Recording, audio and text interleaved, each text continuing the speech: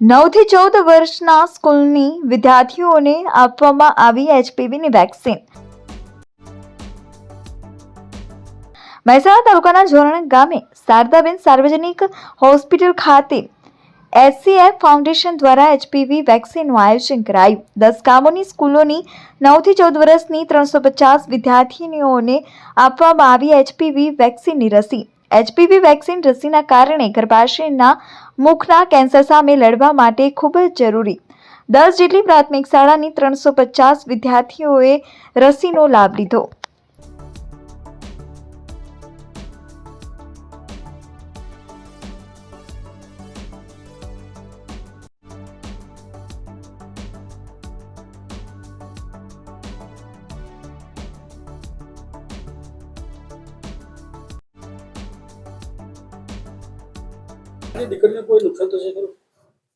આ રસીથી કોઈ દીકરીઓને નુકસાન થતું હોતું નથી, પરંતુ ઘણી વખત રૂઢિચુસ્ત લોકોના મગજની અંદર એક ગ્રંથિના કારણે એ લોકો તૈયાર થતા હોતા નથી।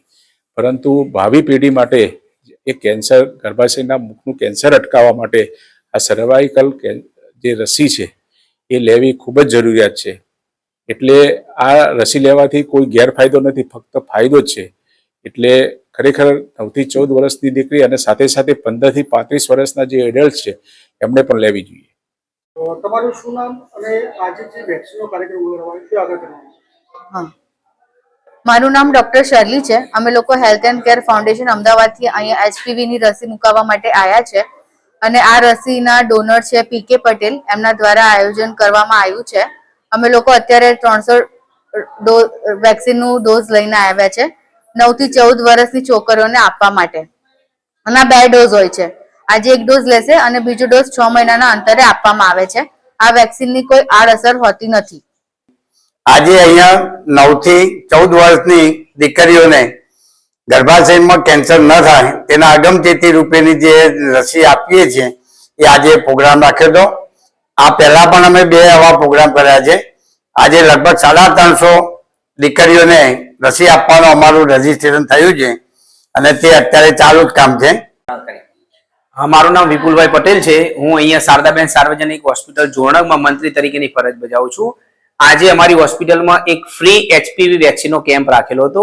એનું હું થોડું બેઝિકમાં સમજાવીશ કે જે સ્ત્રીઓમાં મોટી ઉંમરે ગર્ભાશયના મુખનું કેન્સર એટલે કે આને સર્વાઇકલ કેન્સર કહેવાતું હોય છે એ ના થાય એના માટેની એક રસી શોધાયેલી છે, એને એચપીવી વેક્સિન કહેવાય। આ રસીની કોઈ આડઅસર હોતી નથી અને આ રસી લેવાથી ભવિષ્યમાં 100% કેન્સરથી બચી શકાય છે। તો વધુમાં વધુ દીકરીઓ આ વેક્સિન લેવી જોઈએ। અત્યારે અમારા કેમ્પમાં 9 વર્ષથી 14 વર્ષની દીકરી માટેનું ફ્રી વેક્સિનેશનનો કેમ્પ કરેલો છે। નંદાસણ પોલીસ દ્વારા તેરા તુજકો અર્પણ કાર્યક્રમ યોજાયો। ખોવાયેલા 1,50,000 રૂપિયાના 10 જેટલા મોબાઈલને નંદાસણ પોલીસે કર્યો રિકવર કરેલા મોબાઈલ મૂળ માલિકોને આપવામાં આવ્યા પરત। જોવા મળી નંદાસણ પોલીસની પ્રશંસનીય કામગીરી।